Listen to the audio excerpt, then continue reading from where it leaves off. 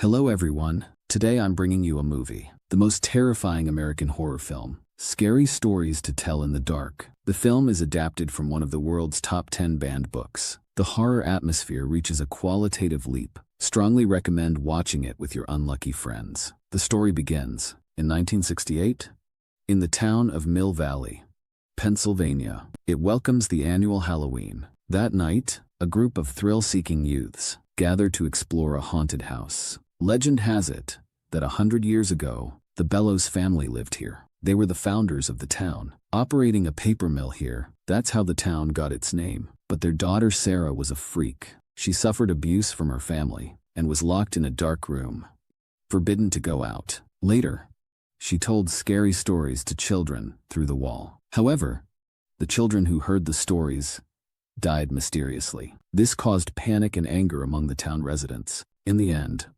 Sarah hanged herself. Her family disappeared overnight. From then on, this mansion became a famous haunted house, far and wide. Soon, Stella and Ramon found a compartment. The long-sealed room revealed a hint of eeriness. But at this moment, Chuck decided to prank the group. He sneaked into the closet, but as he peeked through the door crack, an eerie scene appeared before his eyes. The originally abandoned room became brightly lit. By the bed, there was even a person and a dog. Staring intently at him, Chuck quickly closed the closet door, scared and trembling. But the next second, footsteps came from outside.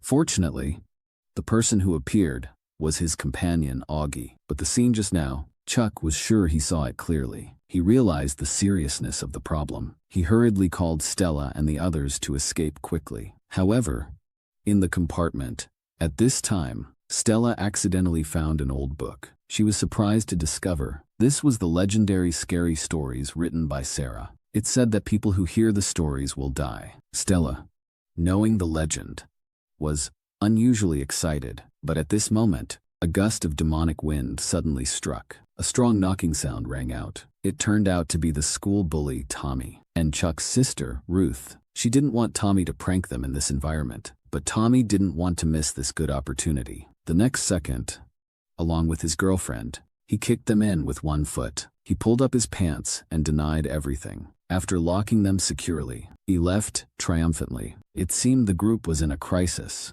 but at this time, Stella was deeply attracted by the story. Sarah Bellows, tell me a story.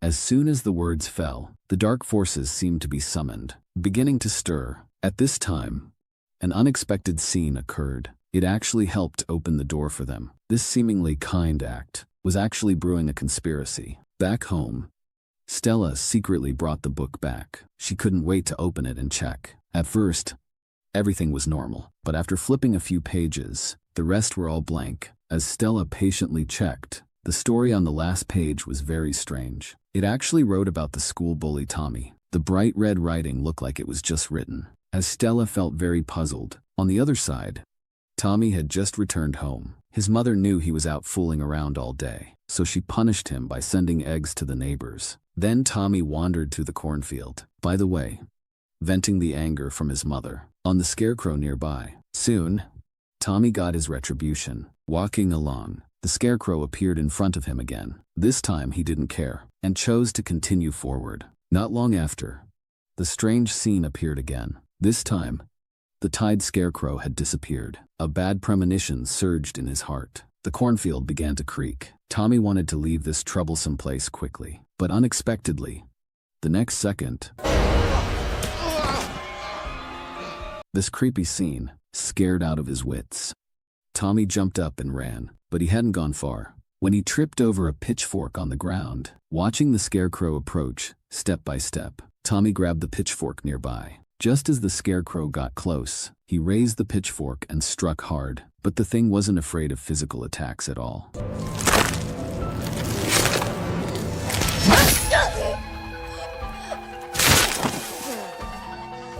Now counterattacked and defeated, Tommy just wanted to run home to his mom. He forced himself to hurry back home, but it wasn't long before straw started sprouting out from inside his body nonstop. This unbelievable scene didn't even give Tommy time to feel despair. The next day, the news reached Stella. She immediately notified Chuck and Auggie and told them about the story predicted in the book. Chuck also recalled what he experienced in the closet that day. All the signs pointed to one thing. The storybook Stella had was extremely evil. To find solid evidence, Stella and Ramon went together. Back to that cornfield, they saw the scarecrow wearing Tommy's clothes. Stella concluded it must be Tommy. The events written in the book had turned into reality. That day after school, Stella returned to the haunted house again and put the storybook back in its original place, hoping this way Sarah wouldn't harm anyone anymore. That night, Ramon visited Stella, but then a strange scene happened again. The storybook suddenly appeared in Ramon's hands. Stella was completely baffled, but Ramon said the book had been on the shelf all along.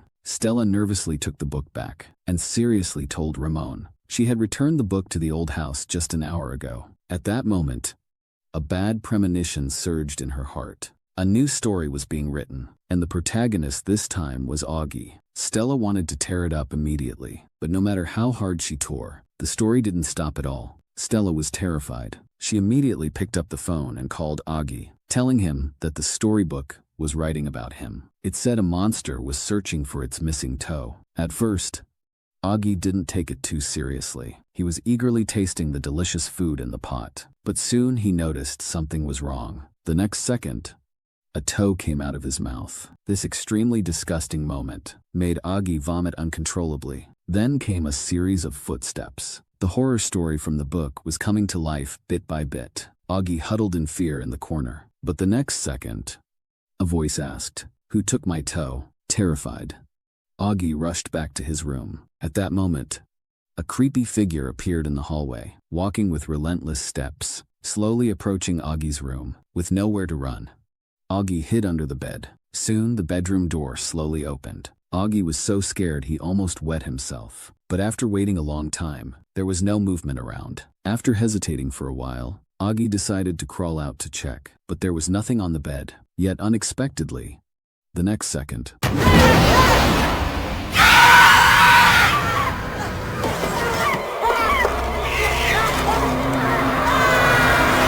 soon Stella and the others arrived. However, what appeared before them were only 2 clear claw marks on the floor. The next day, the group who had entered the old house met up. Stella told Chuck and his sister Sarah's storybook was writing them into the stories one by one. This seemingly ancient joke was claiming their lives in sequence. In the end, they decided to burn the storybook. But after burning it for several hours, the terrifying book remained completely intact. With no other choice, Stella suggested investigating from the source, trying to understand Sarah. Maybe that way, they could solve the root problem. Afterward, the group went to the town archive. After some searching, they found several clues about Sarah. Sarah hanged herself in 1889. In the same year, they fired the maid and her daughter. In less than a year, her family members disappeared one after another. However, the attentive Stella noticed the book recorded stories about her family members,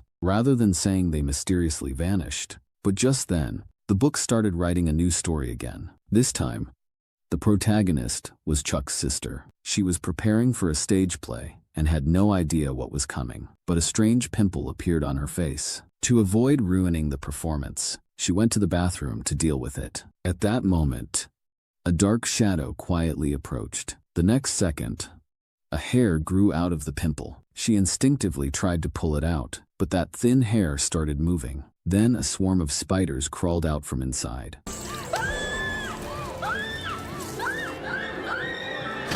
Stella and the others quickly rushed over. Seeing the horrifying scene in front of them, they immediately started the rescue. Chuck grabbed a bucket right away and splashed water on his sister. This temporarily drove back the swarm of spiders. Soon the ambulance arrived and took away his barely breathing sister. Stella knew they had to hurry and stop Sarah in the darkness as soon as possible. Following the clues from the archive, they went to Sarah's nanny's house. But the nanny's daughter was now an old lady. She only had fragmented memories of what happened when she was young. She told Stella and the others Sarah was a pitiful child, and she hanged herself in the hospital. The whole truth was hidden in the hospital records. They didn't dare delay and immediately went to the hospital. The cowardly Chuck stayed behind to keep watch. Stella and Ramon sneaked into the archive room. Dust-covered files from 100 years ago were piled high. Stella spotted Sarah's file at a glance. The two quickly began investigating. The truth slowly came to light. Sarah suffered from albinism. To avoid suspicion, her family kept her locked in the basement.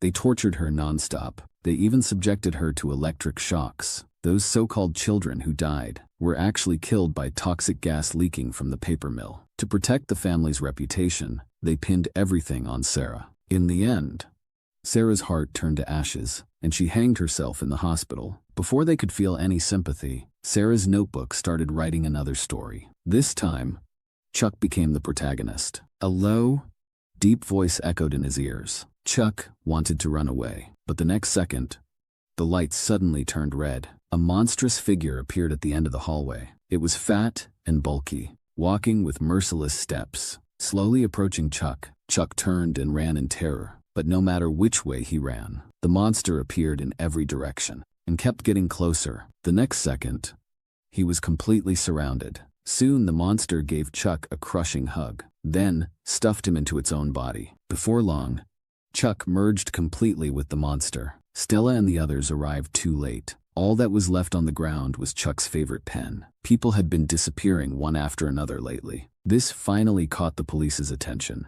All the missing people were connected to the two of them. So the police detained Stella and Ramon. The sheriff couldn't believe their story. How could a book write people to death? Soon the sheriff noticed. A new story had appeared in the book, and the next protagonist was Ramon. The sheriff thought it was just a prank by the two. Just as Stella denied it, the lights suddenly went out. The police dog behind them angrily stared at the chimney. Curious, the sheriff went over to check. Suddenly the dog got scared and bolted. Then, a head dropped out of the chimney. Seeing the scene in front of him, the sheriff quickly drew his gun and fired. But even after emptying the bullets, it didn't cause any damage. Then more things clattered out of the chimney. Quickly assembling together, the sheriff just stood there dumbfounded. The next second, a complete monster was fully formed. Without a word, it twisted the sheriff's head off. Then it charged straight toward its target. The iron bars slowed the monster's attack. Stella seized the chance and grabbed the keys. While the monster was stuck,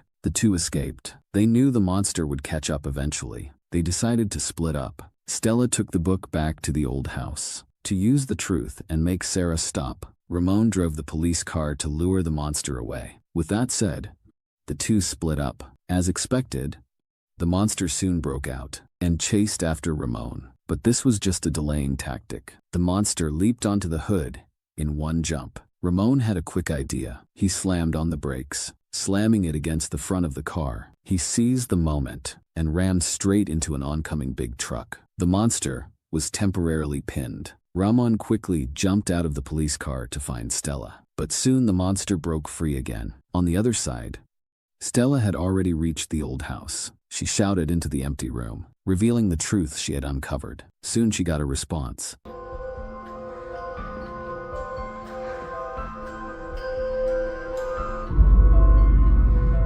The originally abandoned mansion transformed into something grand and luxurious. At the same time, Ramon arrived, but all he saw was the storybook lying on the floor. The two were in the same space but couldn't see each other. Fortunately, they could still hear each other's voices. Stella soon reached the basement where Sarah had been locked up. Here she finally saw her face to face. While Stella was wondering what to do, Sarah began telling a story tailored just for Stella. As Stella stood there helpless, Ramon's voice came through her ear. He reminded Stella to tell Sarah the truth, to release the resentment in her heart. It hit Stella like a revelation. The next second, she interrupted Sarah.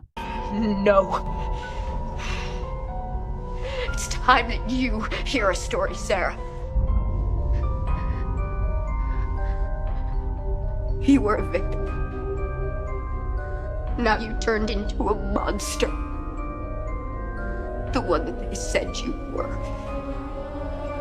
Using her own wisdom, Stella rewrote Sarah's story. She told Sarah, all the resentment started because of your family. You shouldn't carry this obsession and hurt people who had nothing to do with it. Those heartfelt words slowly began to ease Sarah's pain. Then she took out a pen, hoping Stella would write the truth in her own blood. To clear Sarah's name, to help this pitiful soul in front of her, Stella didn't hesitate. She pricked her finger and wrote all the truth in the book, and promised to tell Sarah's story herself. Finally, Sarah found release. Her resentment completely vanished in that moment. At the same time, Ramon shook off the monster's pursuit. In the end, the two prevented the tragedy. Stella kept her promise. She accurately retold Sarah's story and made it public. All right, that's the story for today. Follow Movie Briefs for more. Next episode coming soon.